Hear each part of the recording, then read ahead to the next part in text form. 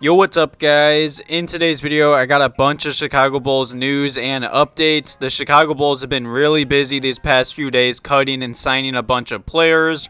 So definitely make sure you guys check out my last video if you guys missed it. The Bulls have been making a bunch of moves. Also, make sure you guys are subscribed to the channel and leave a quick like on today's video. It takes a second, helps me out a lot. And some comments and questions below today's video talking about all the moves the Chicago Bulls have been making. So let's just jump right into today's video, because just yesterday the Chicago Bulls did sign Jordan Bell to a 10-day hardship deal, and this is pretty iconic. You know, the Bulls did draft Jordan Bell in the second round of the 2017 NBA draft, and then of course they traded him to Golden State for just cash.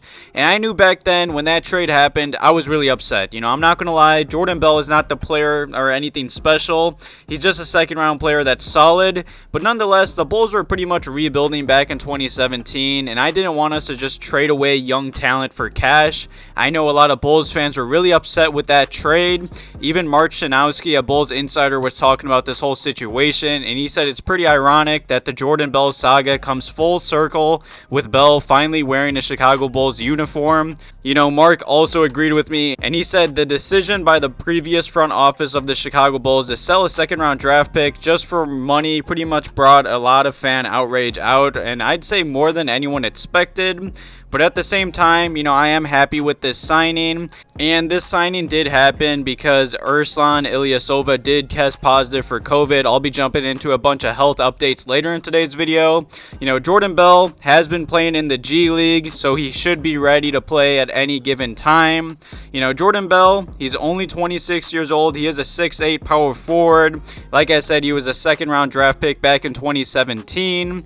You know, I'm going to be honest, he really hasn't played that many games in the NBA. I mean, he has played 160 for his career, but that's in about 6 seasons. Everywhere he stopped, he's pretty much been flip-flopping teams every other season. I mean, he's been with Golden State pretty much for most of his career, just playing a few games for every season here and there. And I'm going to be honest, he hasn't been anything really special. So, like I said, I know a lot of Bulls fans were pretty upset when the Bulls did trade him. But nonetheless, it's pretty cool that he did come full circle and he's now signed with the Chicago Bulls. Definitely leave some comments and questions below today's video about the Bulls signing Jordan Bell.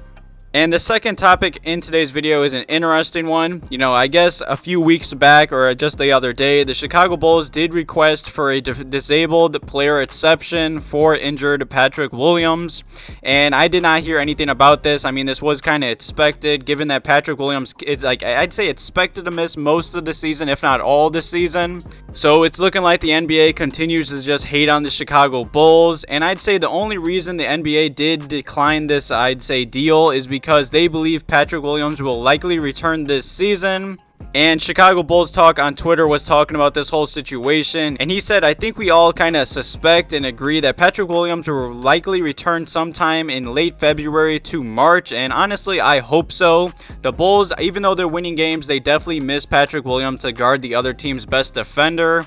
You know, hopefully the Bulls can get him back before the playoff time, but huge shout out to Daniel Greenberg for putting this big update out just the other day. You know, on Christmas Day, Patrick Williams was in the gym late last night before Christmas Day getting shots up, and he was also in the gym Christmas morning trying to get better and of course putting up more shots. I know he's still dealing with an injury and still rehabbing and still working his way back, but that's a great sign to see that he's in the gym still getting shots up even though he is injured. So I would expect Patrick Williams to be back sooner rather than later for the Chicago Bulls, and that definitely excites me. I feel like, you know, even if the Bulls don't go all in to win now and trade, like, I'd say a young guy like Patrick Williams or Coby White, I still believe this Chicago Bulls team is very deadly, especially if Patrick Williams just plays solid at the 4 for the Chicago Bulls. So definitely leave some comments and questions below today's video about Patrick Williams likely returning before the season ends.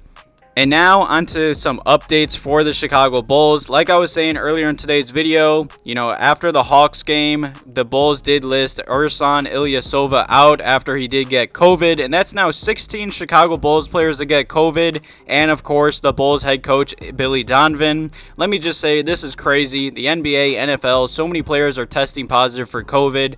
It's just a crazy time right now. I mean, look at all my past videos. Every other day, I feel like the Bulls are either signing a bunch of players or cutting someone. It's been a crazy few weeks for the Chicago Bulls.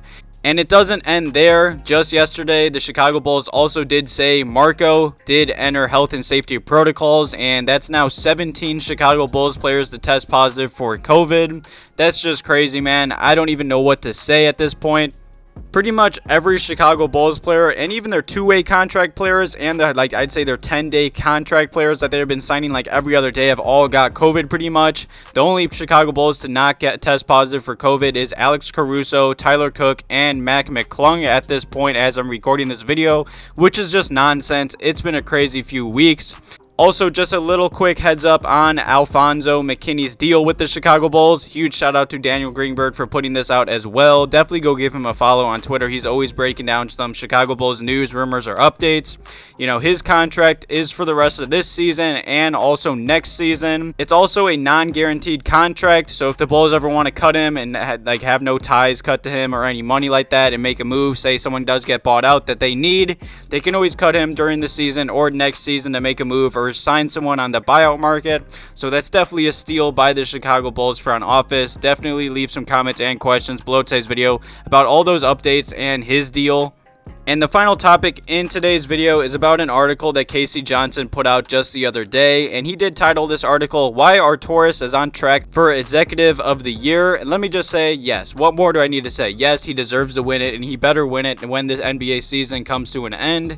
I mean, trading for Lonzo Ball, signing and trading for Demar, signing Alex Caruso, doing all the moves that the Bulls did with very limited trade assets, pretty much no salary cap space. He deserves to win it, especially with how the Chicago Bulls have started this season. Huge shout out to the Bulls front office. Huge shout out to the Bulls coaches for just working with the players on a daily basis. Especially huge shout out to the players for coming, I'd say, a few weeks early to training camp. Just learning and developing, I'd say, close friendships with all the players and learning how to play with one another. This Bulls team has clicked from the jump, and that's a great sign to see. This Bulls team is deadly. They're deep. And also, Casey Johnson was texting one Western Conference executive, and he said, "Arturas will get my vote." And I think it's obvious he deserves to win it. This Bulls front office has done wonders in just about 1 to 2 seasons now. Definitely leave some comments and questions below today's video if you guys believe Arturas should win Executive of the Year. I believe so. Honestly, I believe when the NBA season comes to an end, there's going to be a lot of Chicago Bulls players and I'd say coaches or executives or front office members winning a lot of things at the end of the season. This season has been fun watching the Chicago Bulls. I hope you guys enjoyed all the updates, news, and rumors in today's video. Thank you guys for all the love on the channel and the past few videos. I really do appreciate it. Thank you guys for watching today's video. Have a good one.